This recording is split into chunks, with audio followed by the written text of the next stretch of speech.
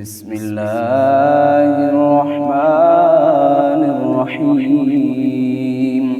سيقول السفهاء من الناس ما ولاهم عن قبلتهم التي كانوا عليها قل لله المشرق والمغرب يهدي من يشاء إلى صراط مستقيم. وكذلك جعلناكم أمة وسطا لتكونوا شهداء على الناس ويكون الرسول عليكم شهيدا. وما جعلنا القبلة التي كنت عليها إلا لنعلم من يتبع الرسول ممن ينقلب على عقبيه وإن كانت لكبيرة إلا على الذين هدى الله وما كان الله ليضيع إيمانكم إن الله بالناس لرءوف رحيم. قد نرى تقلب وجهك في السماء فلنولينك قبلة ترضاها فول وجهك شطر المسجد الحرام وحيث ما كنتم فولوا وجوهكم شطره وإن الذين أوتوا الكتاب ليعلمون أنه الحق من ربهم وما الله بغافل عما يعملون. ولئن أتيت الذين أوتوا الكتاب بكل آية ما تبعوا قبلتك وما أنت بتابع قبلتهم وما بعضهم بتابع قبلة بعض ولئن اتبعت أهواءهم بعد ما جاءك من العلم إنك إذا لمن الظالمين. الذين آتيناهم الكتاب يعرفونه كما يعرفون أبناءهم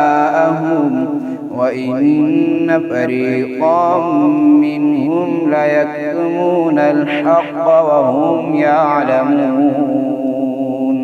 الحق من ربك فلا تكونن من الممترين. ولكل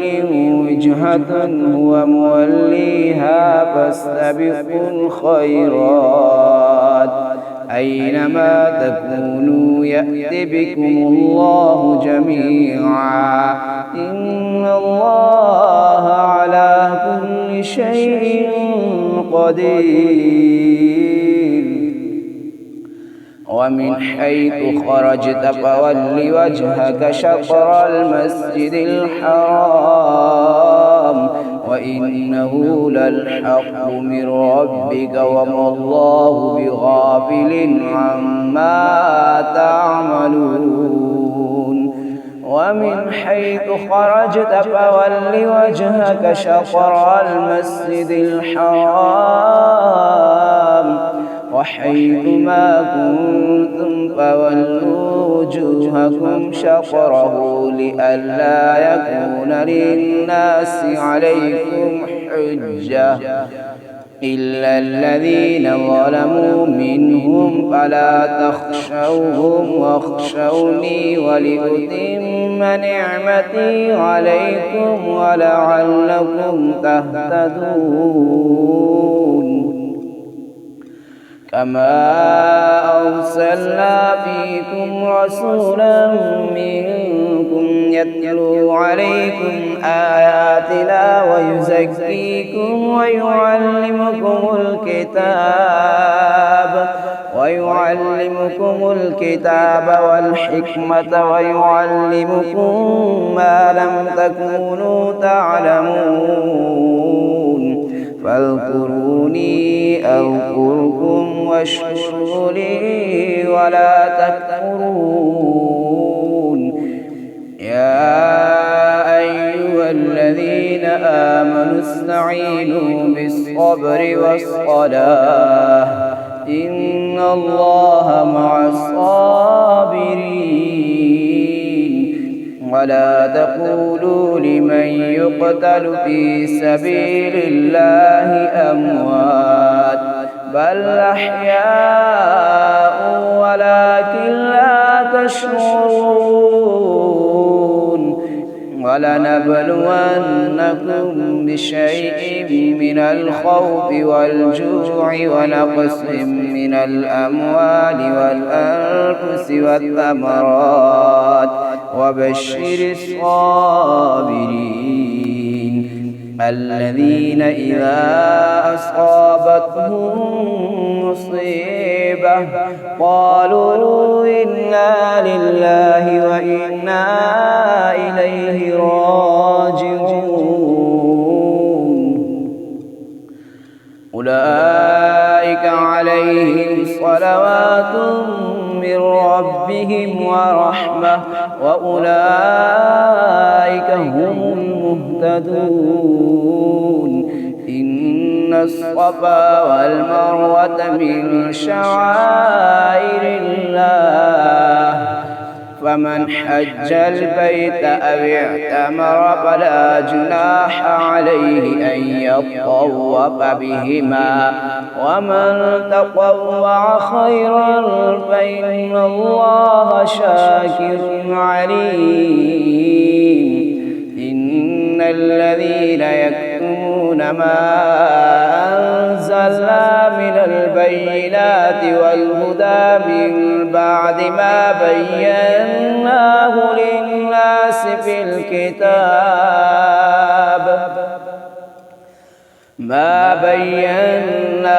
للناس في الكتاب أولئك يلعنهم الله ويلعنهم اللاعنون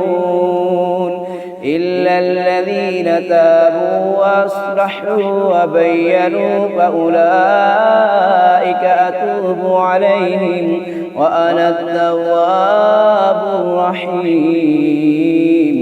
إن الذين كفروا وماتوا وهم كفار أولئك عليهم لعنة الله والملائكة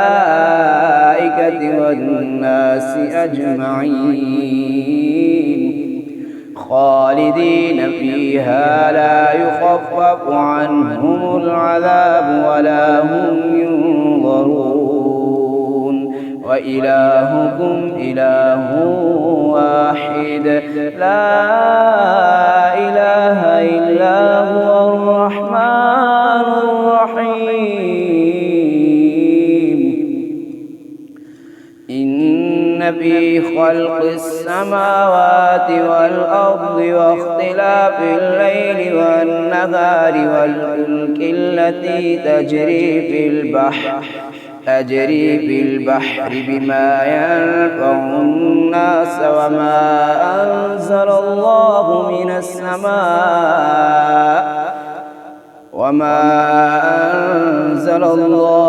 السماء من ماء فأحيا به الأرض بعد موتها وبث فيها من كل دابة وتصريف الرياح والسحاب المسخر بين السماء والأرض لآيات لقوم يعقلون ومن الناس من يتخذ من دون الله أندادا يحبونهم كحب الله والذين آمنوا أشد حبا لله ولو يرى الذين ظلموا إذ يرون العذاب أن القوة لله جميعا وأن الله شديد العذاب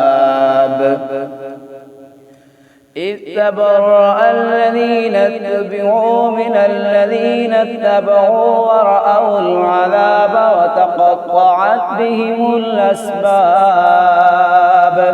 وقال الذين اتبعوا لو أن لنا كرة فنتبرأ منهم كما تبرأوا منا كذلك يريهم الله أعمالهم حسرات عليهم وما هم بخارجين من النار يا أيها الناس كلوا مما في الأرض حلالا طيبا ولا تتبعوا خطوات الشيطان إنه لكم عدو مبين إنما يأمركم بالسوء والفحشاء وأن تقولوا على الله ما لا تعلمون وإذا قيل لهم اتبعوا ما أنزل الله قالوا بل نتبع ما ألفينا عليه آباءنا أولو كان آباؤهم لا يعقلون شيئا ولا يهتدون ومثل الذين كفروا كمثل الذي ينعق بما لا يسمع إلا دعاء ونداء صم بكم عمي فهم لا يعقلون يا أيها الذين آمنوا كلوا من طيبات ما رزقناكم واشكروا لله إن كنتم إياه تعبدون إنما حرم عليكم الميتة والدم ولحم الخنزير وما أهل به لغير الله فمن اضطر غير باغ ولا عاد فلا إثم عليه إن الله غفور رحيم إن الذين يكتمون ما أنزل الله من الكتاب ويشترون به ثمنا قليلا أولئك ما يأكلون في بطونهم إلا النار ولا يكلمهم الله يوم القيامة ولا يزكيهم ولهم عذاب أليم أولئك الذين اشتروا الضلالة بالهدى والعذاب بالمغفرة فما أصبرهم على النار ذلك بأن الله نزل الكتاب بالحق وإن الذين اختلفوا في الكتاب لفي شقاق بعيد ليس البر أن تولوا وجوهكم قبل المشرق والمغرب ولكن البر من آمن بالله واليوم الآخر والملائكة والكتاب والنبيين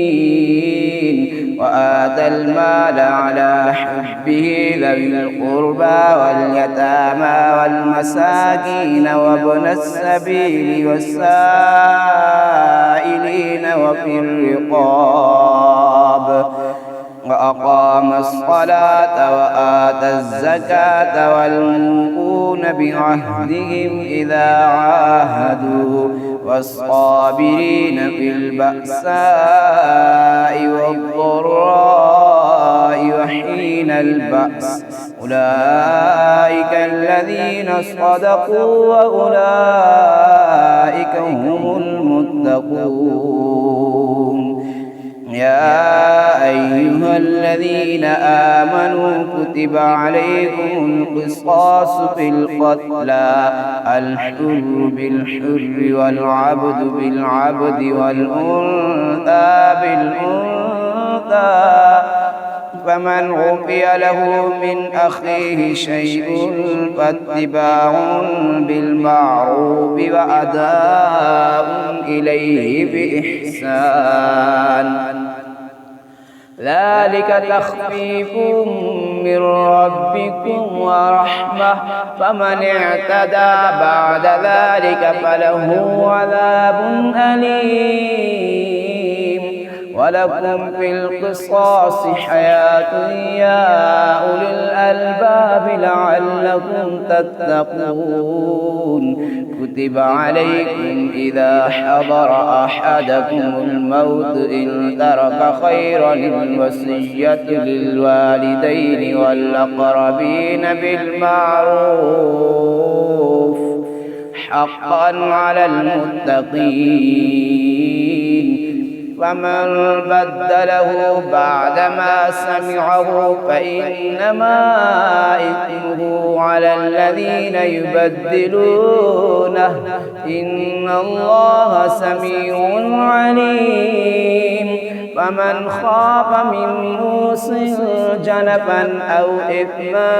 فأصلح بينهم فلا إثم عليه إن الله غفور رحيم.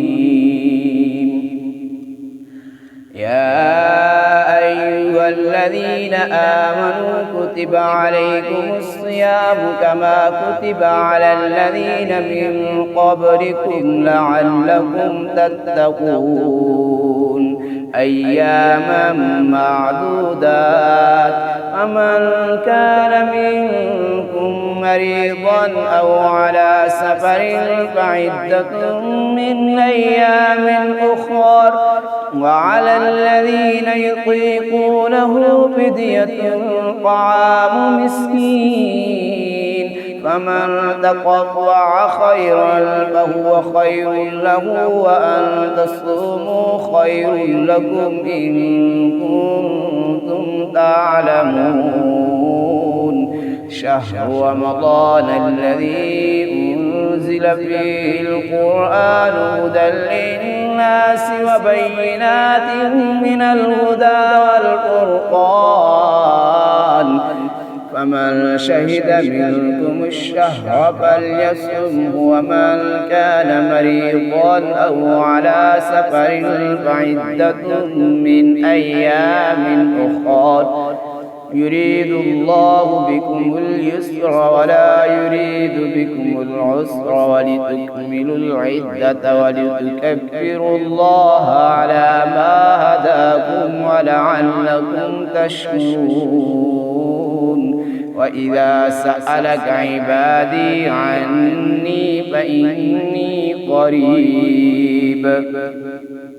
أجيب دعوة الداع إذا دعاني فليستجيبوا لي وليؤمنوا بي لعلهم يرشدون. أحل لكم ليلة الصيام الرفث إلى نسائكم هن لباس لكم وأنتم لباس لهن علم الله أنكم كنتم تختانون أنفسكم فتاب عليكم وعفى عنكم فالآن باشروهن وابتغوا ما كتب الله لكم وكلوا واشربوا حتى يتبين لكم الخيط الأبيض من الخيط الأسود من الفجر ثم أتموا الصيام إلى الليل ولا تباشروهن وأنتم في المساجد تلك حدود الله فلا تقربوها كذلك يبين الله آياته للناس لعلهم يتقون ولا تأكلوا أموالكم بينكم بالباطل وتدلوا بها إلى الحكام لتأكلوا فريقا من أموال الناس بالإثم وأنتم تعلمون. يسألونك عن الأهلة قل هي مواقيت للناس والحج وليس البر بأن تأتوا البيوت من ظهورها ولكن البر من اتقى وأتوا البيوت من أبوابها واتقوا الله لعلكم تفلحون. وقاتلوا في سبيل الله الذين يقاتلونكم ولا تعتدوا إن الله لا يحب المعتدين. واقتلوهم حيث ثقفتموهم واخرجوهم من حيث أخرجوكم والفتنة أشد من القتل ولا تقاتلوهم عند المسجد الحرام حتى يقاتلوكم فيه فإن قاتلوكم فاقتلوهم كذلك جزاء الكافرين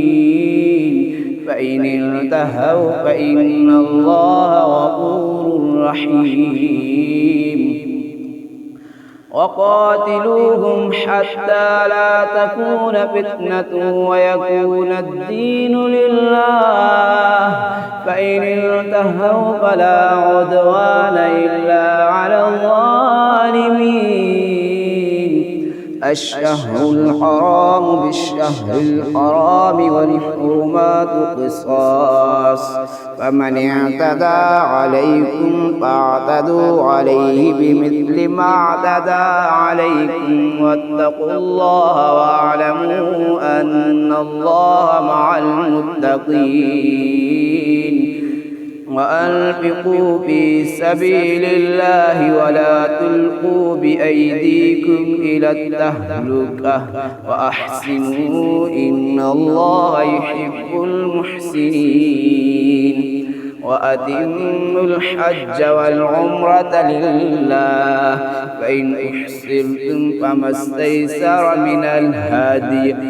ولا تحلقوا رؤوسكم حتى يبلغ الهدي محله فمن كان منكم مريضا أو به أذى من رأسه ففدية من صيام أو صدقة أو نسك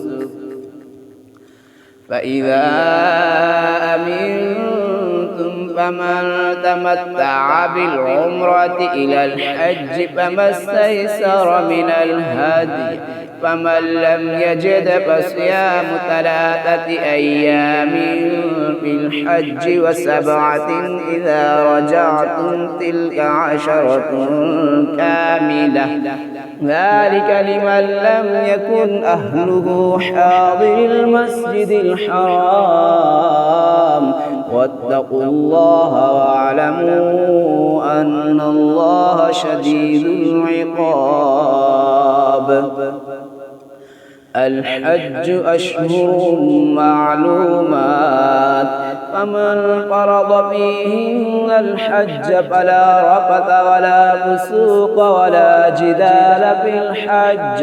وما تفعلوا من خير يعلمه الله وتزودوا فإن خير الزاد التقوى واتقون يا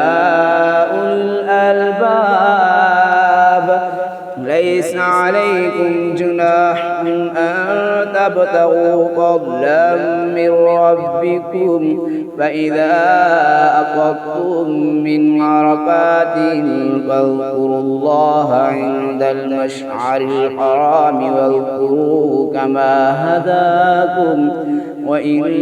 كنتم من قبله لمن الضالين ثم أفيضوا من حيث أفاض الناس واستغفروا الله إن الله غفور رحيم فإذا قضيتم مناسككم فاذكروا الله كذكركم آباءكم أو أشد ذكرا فمن الناس من يقول ربنا آتنا في الدنيا وما له في الآخرة من خلاق ومنهم من يقول ربنا آتنا في الدنيا حسنة وفي الآخرة حسنة وقنا عذاب النار أولئك لهم نصيب مما كسبوا والله سريع الحساب واذكروا الله في أيام معدودات فمن تعجل في يومين فلا إثم عليه ومن تأخر فلا إثم عليه لمن اتقى واتقوا الله واعلموا أنكم إليه تحشرون ومن الناس من يعجبك قوله في الحياة الدنيا ويشهد الله على ما في قلبه وهو ألد الخصام وإذا تولى سعى في الأرض ليفسد فيها ويهلك الحرث والنسل والله لا يحب الفساد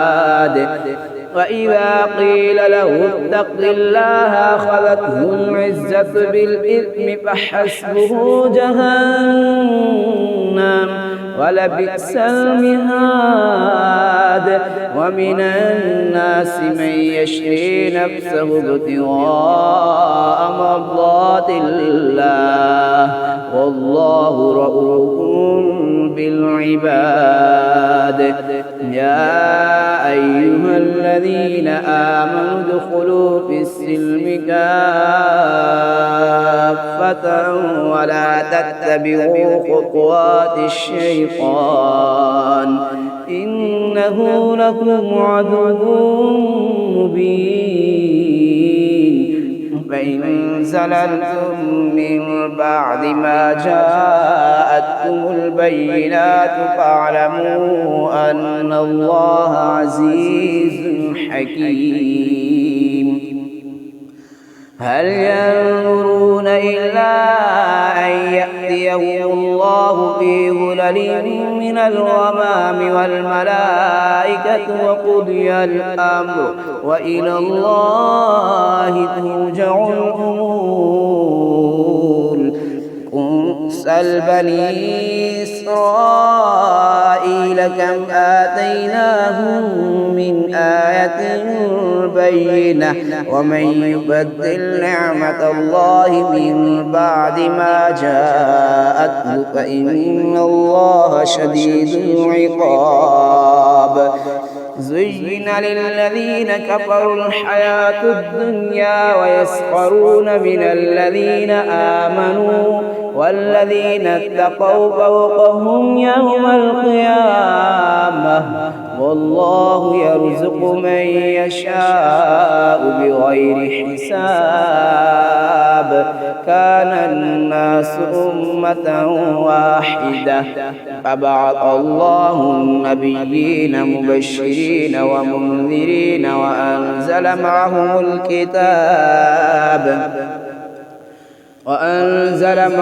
الكتاب بالحق ليحكم بين الناس فيما اختلفوا فيه وما اختلف فيه إلا الذين أوتوه من بعد ما جاءتهم البينات بغيا بينهم فهدى الله الذين آمنوا لما اختلفوا فيه من الحق بإذنه والله يهدي من يشاء إلى صراط مستقيم. أم حسبتم أن تدخلوا الجنة ولما يأتكم مثل الذين خلوا من قبلكم مستهم البأساء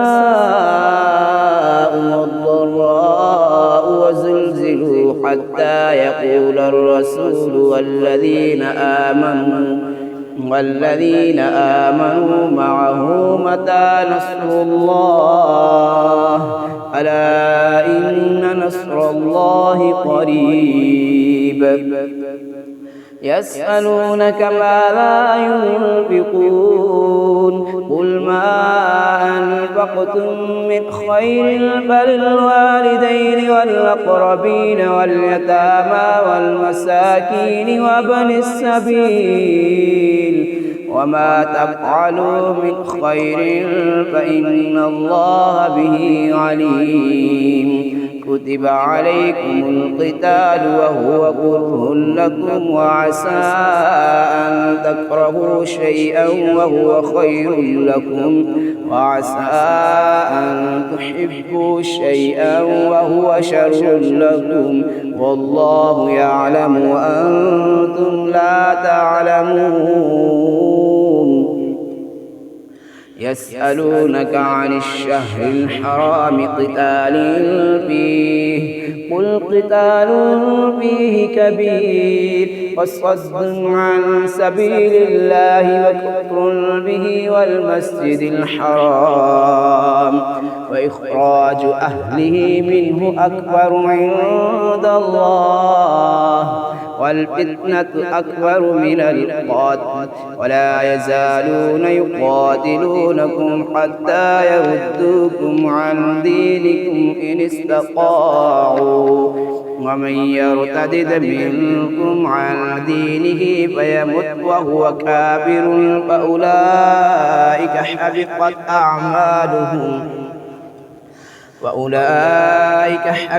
أعمالهم في الدنيا والآخرة وأولئك أصحاب النار هم فيها خالدون. إن الذين آمنوا والذين هاجروا وجاهدوا في سبيل الله أولئك يرجون رحمة الله والله غفور رحيم. يسألونك عن الخمر والميسر قل فيهما إثم كبير ومنافع للناس وإثمهما أكبر من نفعهما ويسألونك ماذا ينفقون قل العفو كذلك يبين الله لكم الآيات لعلكم تتفكرون في الدنيا والآخرة. ويسألونك عن اليتامى قل إصلاح لهم خير وإن تخالطوهم فإخوانكم والله يعلم المفسد من المصلح ولو شاء الله لأعنتكم إن الله عزيز حكيم. ولا تنكحوا المشركات حتى يؤمنوا ولأمة مؤمنة خير من مشركة ولو أعجبتكم ولا تنكحوا المشركين حتى يؤمنوا ولعبد مؤمن خير من مشرك ولو أعجبكم أولئك يدعون إلى النار والله يدعو إلى الجنة والمغفرة بإذنه ويبين آياته للناس لعلهم يتذكرون. ويسألونك عن المحيض قل هو أذى فاعتزلوا النساء في المحيض ولا تقربوهن حتى يطهرن فإذا تطهرن فأتوهن من حيث أمركم الله إن الله يحب التوابين ويحب المتطهرين نساؤكم حرث لكم فأتوا حرثكم أنى شئتم وقدموا لأنفسكم واتقوا الله واعلموا أنكم ملاقوه وبشر المؤمنين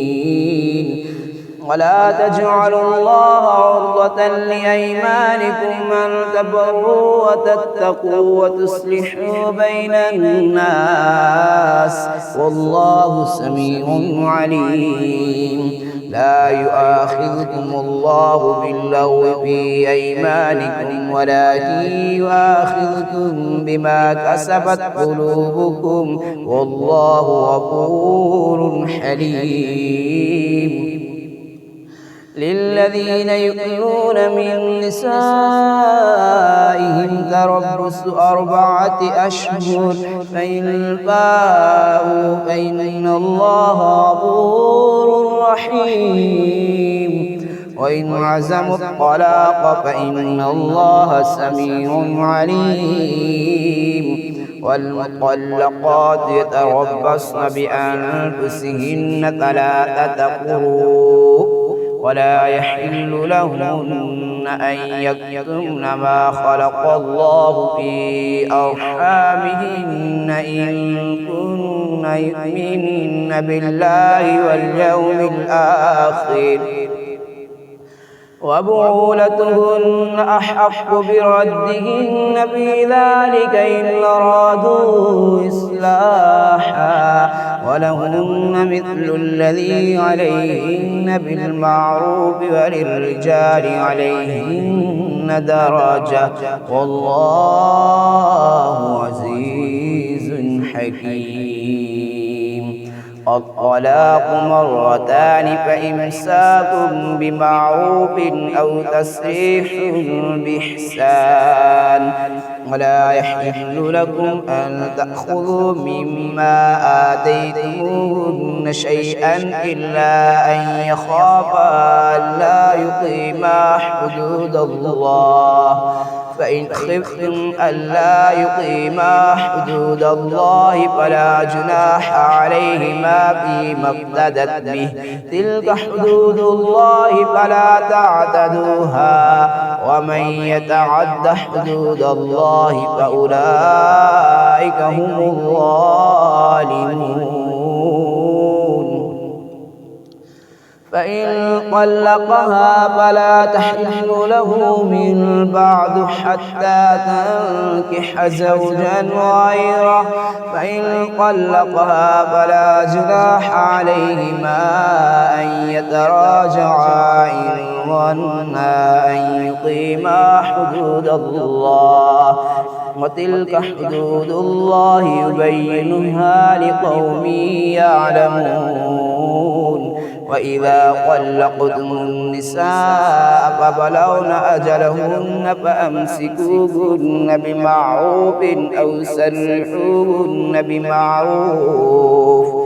أو سرحوهن بمعروف ولا تمسكوهن ضرارا لتعتدوا ومن يفعل ذلك فقد ظلم نفسه ولا تتخذوا آيات الله هزوا واذكروا نعمة الله عليكم وما أنزل عليكم من الكتاب والحكمة يعظكم به واتقوا الله واعلموا أن الله بكل شيء عليم وإذا طلقتم النساء فبلغن أجلهن فلا تعضلوهن أن ينكحن أزواجهن إذا تراضوا بينهم بالمعروف ذلك يوعظ به من كان منكم يؤمن بالله واليوم الآخر ذلكم أزكى لكم وأطهر والله يعلم وأنتم لا تعلمون. والوالدات يرضعن أولادهن حولين كاملين لمن أراد أن يتم الرضاعة، وعلى المولود له رزقهن وكسوتهن بالمعروف، لا تكلف نفس إلا وسعها، لا تضار والدة بولدها ولا مولود له بولده، وعلى الوارث مثل ذلك، فإن أرادا فصالا عن تراض منهما وتشاور فلا جناح عليهما. وإن أردتم أن تسترضعوا أولادكم فلا جناح عليكم إذا سلمتم ما آتيتم بالمعروف، واتقوا الله واعلموا أن الله بما تعملون بصير. والذين يتوفون منكم ويذرون أزواجا يتربصن بأنفسهن 4 أشهر وعشرا، فإذا بلغن أجلهن فلا جناح عليكم فيما فعلن في أنفسهن بالمعروف، والله بما تعملون خبير. ولا جناح عليكم فيما عرضتم به من خطبة النساء أو أكننتم في أنفسكم، علم الله أنكم ستذكرونهن ولكن لا تواعدوهن سرا إلا أن تقولوا قولا معروفا، ولا تعزموا عقدة النكاح حتى يبلغ الكتاب أجله، واعلموا أن الله يعلم ما في أنفسكم فاحذروه،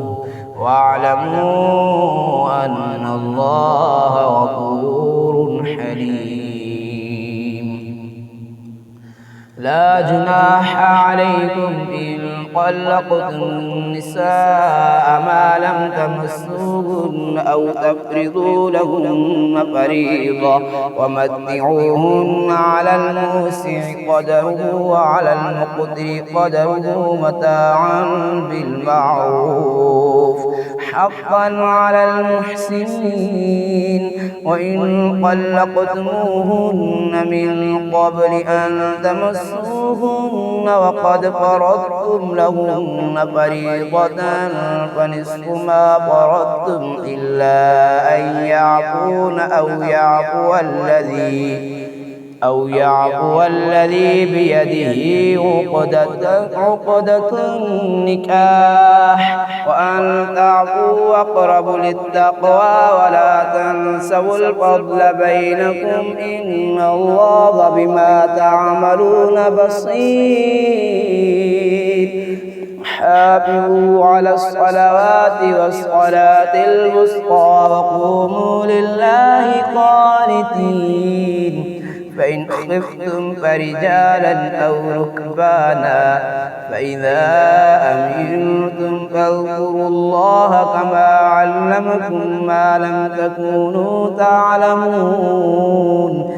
والذين يتوفون منكم ويذرون أزواجا وصية لأزواجهم متاعا إلى الحول غير إخراج، فإن خرجن فلا جناح عليكم فيما فعلن في أنفسهن من معروف، والله عزيز حكيم. وللمطلقات متاع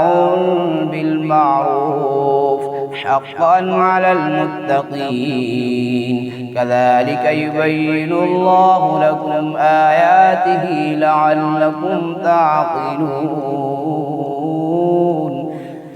ألم تر إلى الذين خرجوا من ديارهم وهم ألوف حذر الموت فقال لهم الله موتوا ثم أحياهم إن الله لذو فضل على الناس ولكن أكثر الناس لا يشكرون وقاتلوا في سبيل الله واعلموا أن الله سميع عليم من ذا الذي يقرض الله قرضا حسنا فيضاعفه له أضعافا كثيرة والله يقبض ويبسط وإليه ترجعون ألم تر إلى الملأ من بني إسرائيل من بعد موسى إذ قالوا لنبي له ابعث لنا ملكا نقاتل في سبيل الله قال هل عسيتم إن كتب عليكم القتال ألا تقاتلوا قالوا وما لنا ألا نقاتل في سبيل الله وقد أخرجنا من ديارنا وأبنائنا فلما كتب عليهم القتال تولوا إلا قليلا منهم والله عليم بالظالمين وقال لهم نبيهم إن الله قد بعث لكم طالوت ملكا قالوا أنى يكون له الملك علينا ونحن أحق بالملك منه ولم يؤت سعة من المال قال إن الله اصطفاه عليكم وزاده بسطة في العلم والجسم والله يؤتي ملكه من يشاء والله واسع عليم وقال لهم نبيهم إن آية ملكه أن يأتيكم التابوت فيه سكينة من ربكم وبقية مما ترك آل موسى وآل هارون تحمله الملائكة إن في ذلك لآية لكم إن كنتم مؤمنين فلما فصل طالوت بالجنود قال إن الله مبتليكم بنهر فمن شرب منه فليس مني